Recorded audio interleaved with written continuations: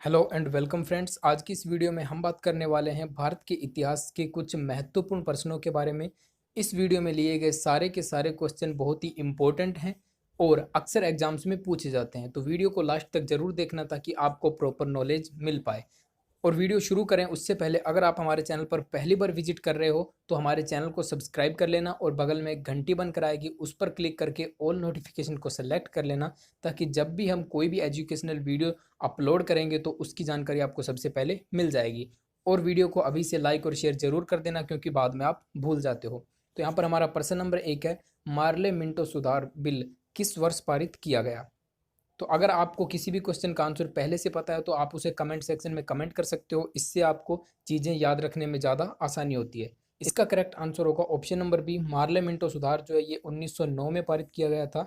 और मार्ले मिंटो सुधार है क्या, तो इसको भारत परिषद अधिनियम भी कहा जाता है। इसी अधिनियम के तहत भारत में सर्वप्रथम चुनाव प्रणाली के सिद्धांत को मान्यता मिली थी। तो ये आप याद रखेंगे, बहुत ही इंपॉर्टेंट है। मार्ले मिंटो सुधार कब लागू किया गया था, 1909 के अंदर। अगला है प्रश्न नंबर 2, पहले भक्ति संत कौन थे जिन्होंने अपने सिद्धांतों के प्रचार में हिंदी भाषा का प्रयोग किया। तो इसका आंसर होगा रामानंद। तो रामानंद पहले ऐसे भक्ति संत थे जिन्होंने अपने सिद्धांतों का प्रचार किस भाषा में किया, हिंदी भाषा में। तो ये आपको याद रखना है, काफ़ी इंपॉर्टेंट क्वेश्चन बनता है। आगे प्रश्न नंबर 3, सूर्य देवता को समर्पित प्रसिद्ध गायत्री मंत्र किस वेद में उल्लेखित है। तो इसका सही आंसर होगा ऑप्शन नंबर बी, ऋग्वेद के अंदर। तो यहाँ पर आपको दो चीजें जानने को मिलती हैं। तो यहाँ से एक क्वेश्चन ये बनता है कि गायत्री मंत्र किस वेद से लिया गया, तो इसका आंसर होगा ऋग्वेद। इसके अलावा क्वेश्चन कई बार ये भी पूछा जाता है कि गायत्री मंत्र किस देवता को समर्पित है, तो आपका आंसर होगा सूर्य। ठीक है, सूर्य की जगह ऑप्शन में कई बार सविता भी दे दिया जाता है, तो आपको दोनों चीजें याद रखनी है। आगे प्रश्न नंबर 4, संत कबीर की समाधि किस स्थान पर स्थित है।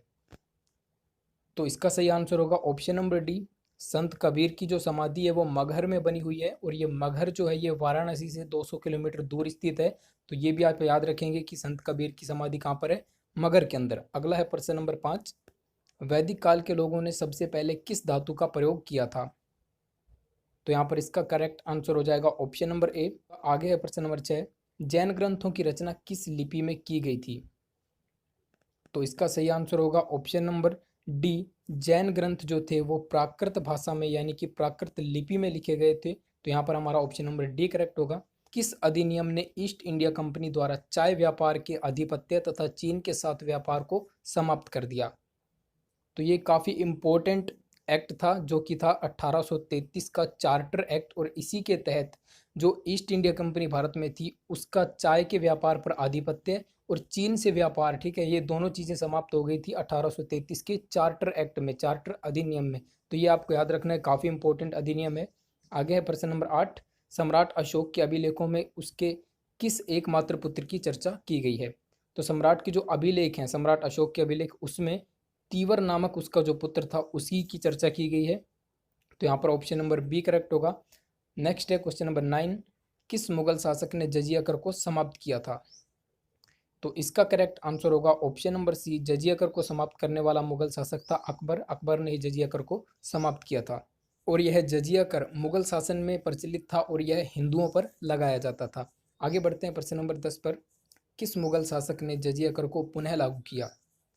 तो जजिया कर को, जैसा कि मैंने अभी आपको बताया कि जजिया कर को अकबर ने समाप्त कर दिया था लेकिन इसको पुनः लागू कर दिया था औरंगजेब ने। तो यहाँ पर इसका ऑप्शन नंबर डी करेक्ट होगा।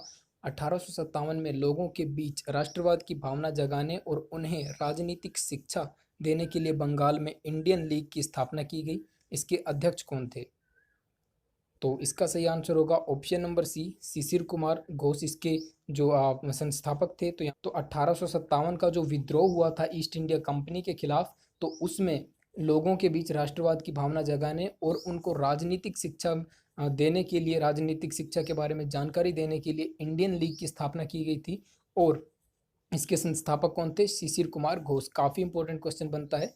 आगे है हमारा क्वेश्चन नंबर 12, आईने अकबरी का लेखक कौन था।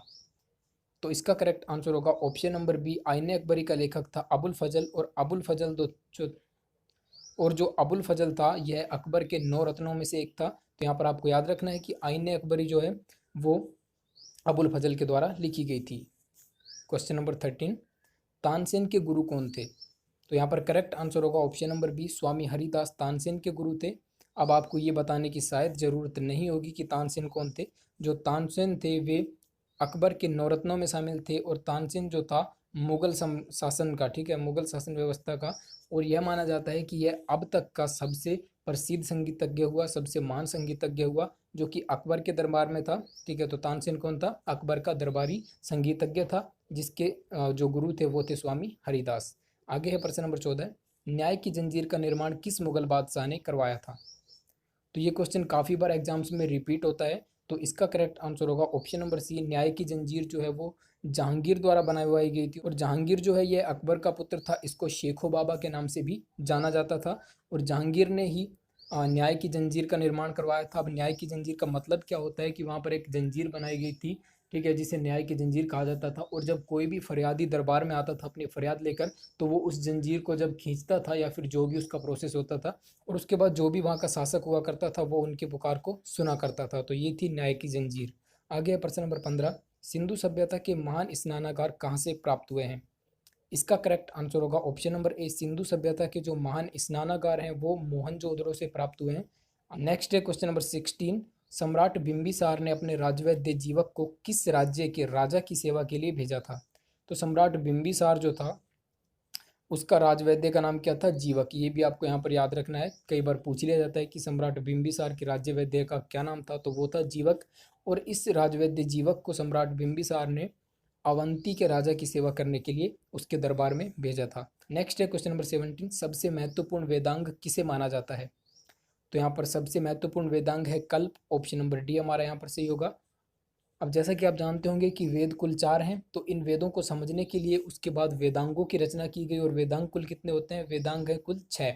इन वेदांगों में से सबसे महत्वपूर्ण माना जाता है कल्प को, तो यहाँ पर हमारा ऑप्शन नंबर डी करेक्ट होगा।